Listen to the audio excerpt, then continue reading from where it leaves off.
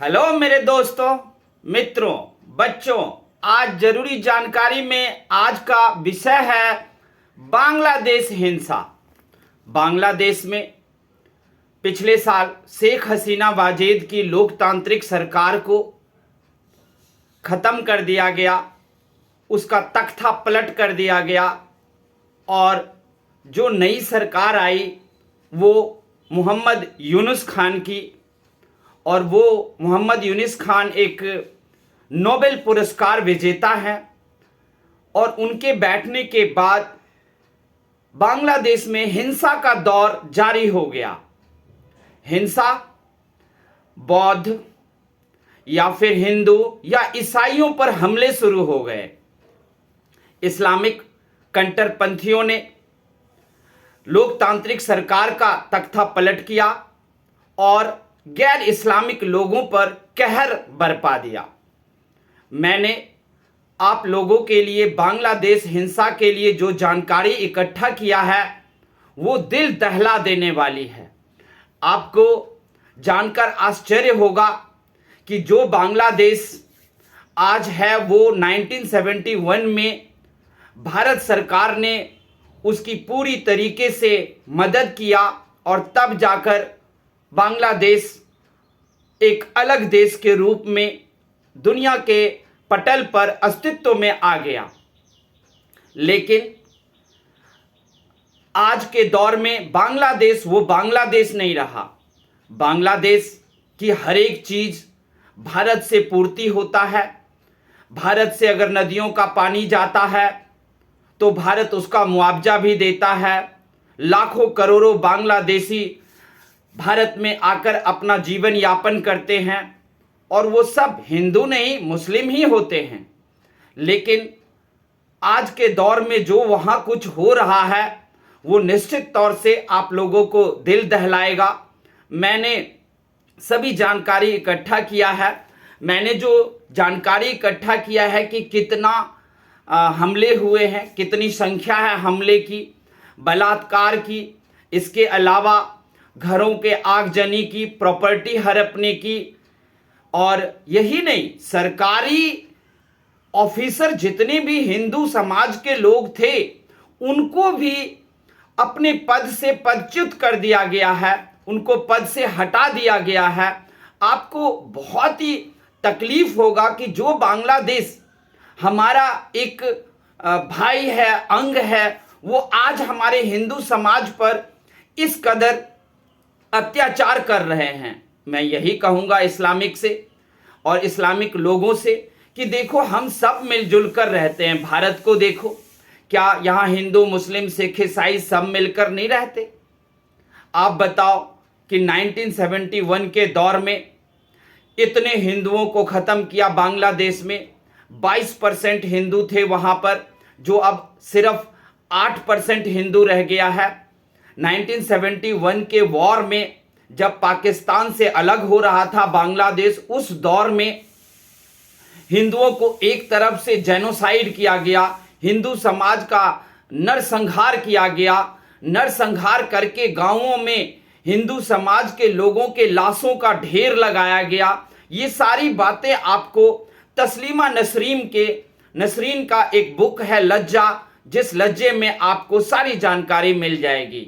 तस्लीमा नसरीन ने हिंदू समाज का साथ दिया, इस वजह से उनको निर्वासित किया गया है और वो एक निर्वासित जिंदगी अन्य देशों में भटक कर जी रही हैं, क्योंकि उन्होंने सच क्यों लिखा और सच क्यों डाला कि किस तरीके से 1971 में भी इनका जनसंहार किया गया। तो आइए सबसे पहले हम आपको बताते हैं कि ये 2024 में जब तख्ता पलट हुआ शेख हसीना वाजेद का और मोहम्मद यूनुस खान जब आए हैं, बांग्लादेश की प्रधानमंत्री की कुर्सी संभाले हैं, और तब से जो यहाँ पर में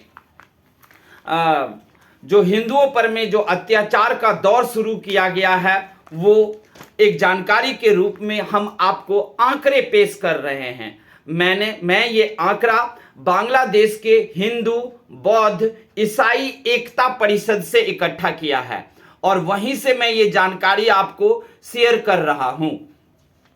सबसे पहले आप देखोगे कि हमले हुए हैं हिंदुओं पर 4 अगस्त से लेकर 31 दिसंबर तक, और 2024 के दौरान ये बांग्लादेश में हुआ है।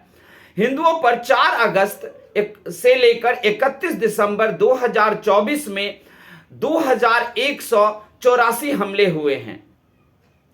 हत्या 76 हुआ है। पूजा स्थलों पर तोड़फोड़ 589 हुआ है। बलात्कार 43 हुआ है और यौन शोषण 1000 से अधिक हुआ है। घरों में लूटपाट और आगजनी लगभग 4080 हुआ है। व्यापारिक प्रतिष्ठानों पर 1064 हमले हुए हैं। घरों पर कब्जा किया गया है। 3200 घरों पर कब्जा कर लिया गया है। हिंदू समाज के घरों पर में ये कब्जा किया गया है। जमीन हड़पना, हिंदू समाज के जमीन को 210 जमीनें हड़पे गए हैं। यही नहीं, 2 माह यानी कि 26 नवंबर 2024 से 25 जनवरी 2025 तक बांग्लादेश में हिंदुओं पर हमले हुए हैं। वो है 76 घटना हुए हैं, जिसमें 2601 बांग्लादेशी घुसपैठियों को गिरफ्तार किया गया है। भारत में सुरक्षा बल ने 13 माह में 1 जनवरी 2024 से लेकर 2025 के बीच में बांग्लादेश के सीमा पर 176 बांग्लादेशी घुसपैठियों को पकड़े हैं। जनवरी 2025 तक की ये आपके पास आंकड़े हैं।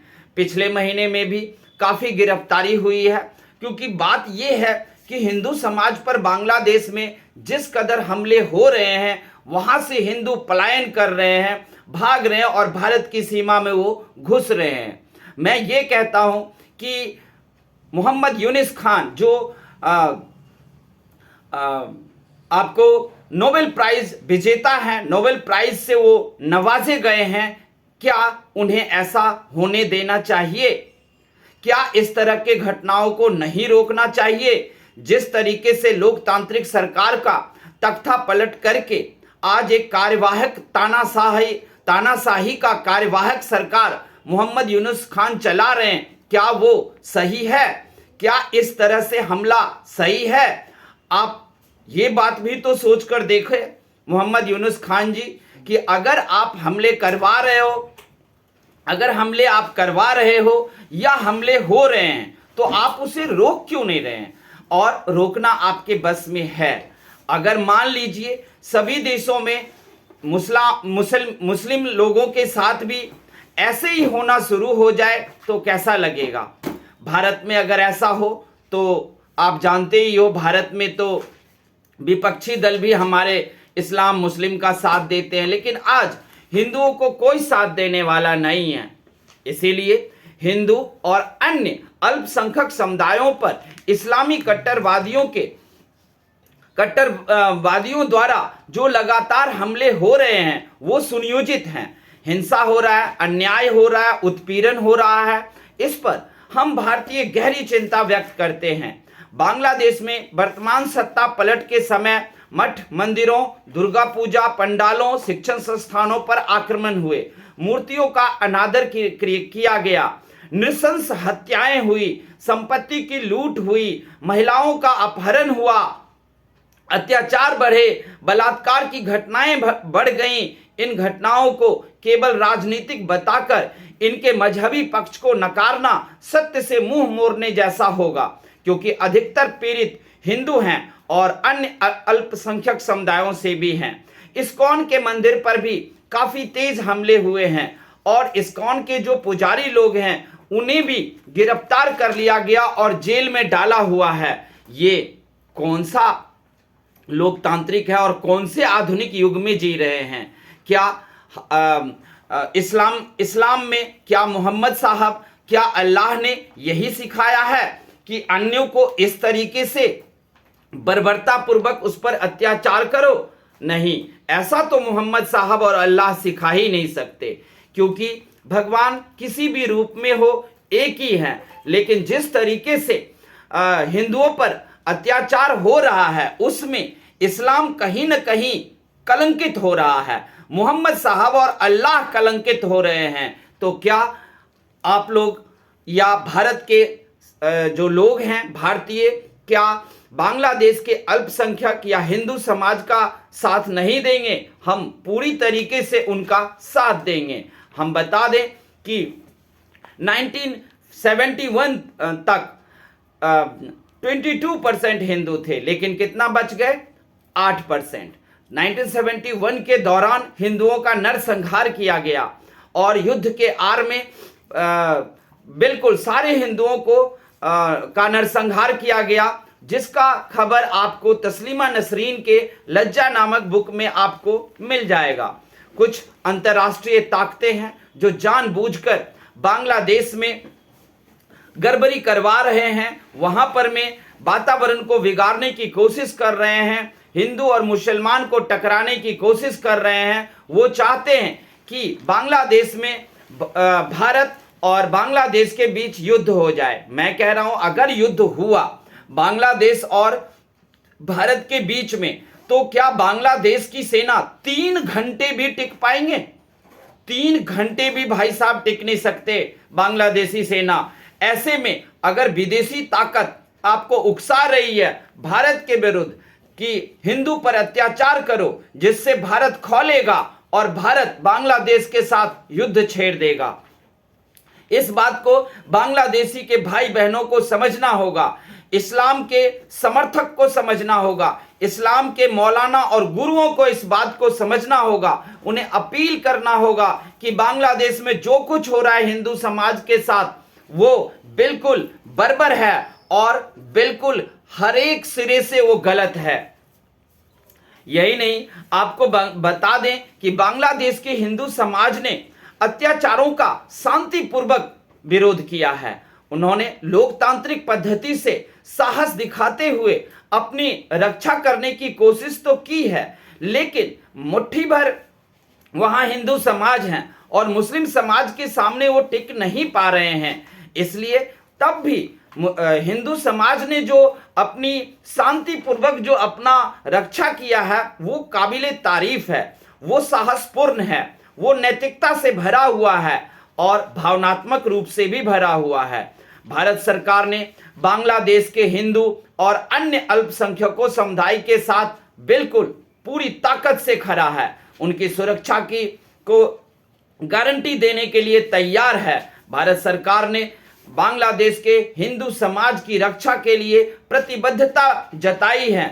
उन्होंने बांग्लादेश के अंतरिम सरकार को यह सलाह दिया है कि कृपया जल्दी से जल्दी बांग्लादेश में हिंदू समाज को की सुरक्षा का आप गारंटी पेश करें। अगर आप हिंदू समाज के गरिमा इज्जत को बांग्लादेश के अंतरिम सरकार नहीं बचा पाती है, तब भारत सरकार जरूर हिंदू समाज के लिए कुछ न कुछ कदम उठाएंगे।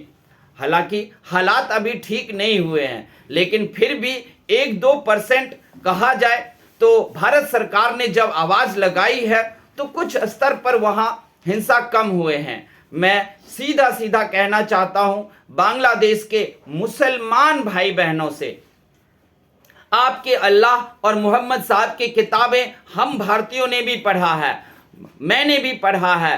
कहीं ये नहीं लिखा है कि दूसरों का बलात्कार करके, हत्या करके या उनकी जमीनें हड़प कर, उनके पूजा स्थलों को तोड़कर आप बड़े अपने धर्म के समर्थक हो या आप अल्लाह के द्वारा दिए गए आदेश का पालन कर रहे हो। बिल्कुल भी नहीं। बांग्लादेश सरकार को जल्दी से जल्दी इन हिंसक गतिविधियों पर रोक लगाना जरूरी है। अगर रोक नहीं लगाया तो ध्यान रखना, बांग्लादेश आप हर तरीके से आपको घाटा होगा, आपकी अर्थव्यवस्था बिगड़ेगी।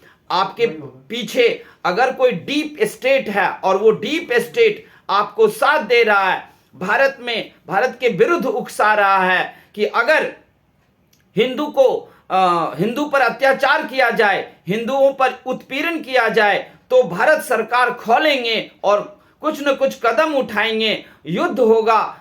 तो क्या होगा? क्या युद्ध में बांग्लादेश आप 3 घंटे भी टिक पाओगे भारतीय सेना के सामने? फिर ऐसा क्यों? किस लिए? क्या हम भाईचारे के साथ नहीं रह सकते?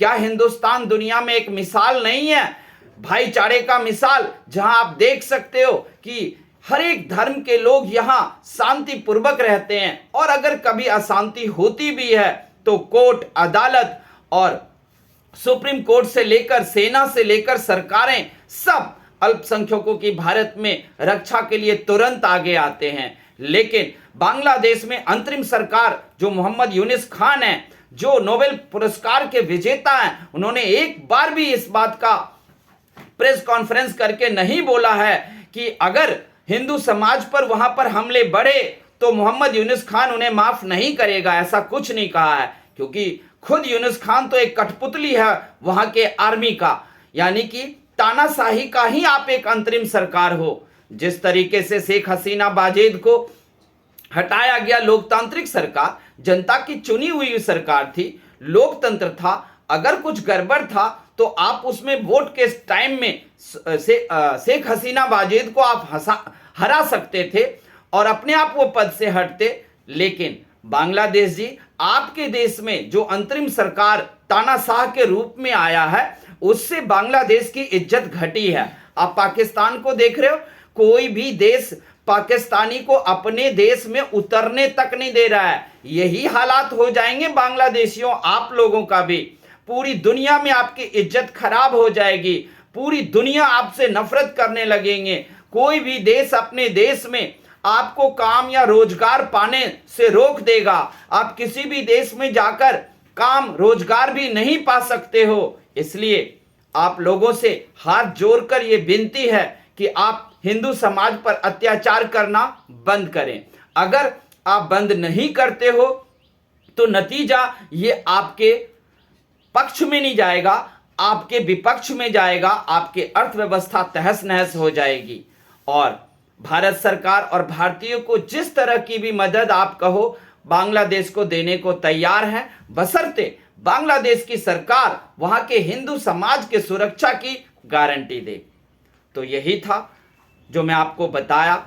कुछ बांग्लादेश में सरकारी ऑफिसर हैं, पुलिस के पद पर हैं, जो हिंदुओं की रक्षा चाहते हैं हो, लेकिन उनको पद से भी हटा दिया गया है। मैं बता दूं कि अभी तक बांग्लादेश के उच्च पदों पर तैनात सैकड़ों हिंदू अधिकारियों, कर्मचारियों को बर्खास्त किया गया है। इनमें से 100 से अधिक तो पुलिस अधीक्षक हैं, डीआईजी जैसे अधिकारी हैं। 252 सब इंस्पेक्टर को हटाया गया है। 2024 में 49 शिक्षकों और प्रोफेसर को उनके कॉलेज से हटा दिया गया है, क्योंकि उन्होंने हिंदू समाज का समर्थन किया था। इसलिए यही नहीं, जो 79,000 भर्तियां निकाली गई है बांग्लादेश में, उस पर भी हिंदुओं को जगह नहीं दी गई है। और 2050 में जो नई प्रक्रिया शुरू हुई है बांग्लादेश में नौकरी देने का, उसमें हिंदुओं को नौकरी नहीं दी जाएगी। तो हमने ये सारी जानकारी बांग्लादेश हिंसा पर इकट्ठा किया, और हम सब भारतीयों को सीधा सीधा कह रहे हैं कि सभी भारतीय बांग्लादेश के हिंदू समाज के लिए एकजुटता दिखाएं और एकजुट होकर उनके साथ खड़े हों। तो आप लोगों को हमारी ये जानकारी कैसी लगी, और क्या आप तैयार हो बांग्लादेश के हिंदू समाज के साथ खड़े होने के लिए? अगर हाँ, तो आप हमें कमेंट करना, लाइक देना, और सही लगे तो चैनल को सब्सक्राइब भी करना। थैंक यू, धन्यवाद।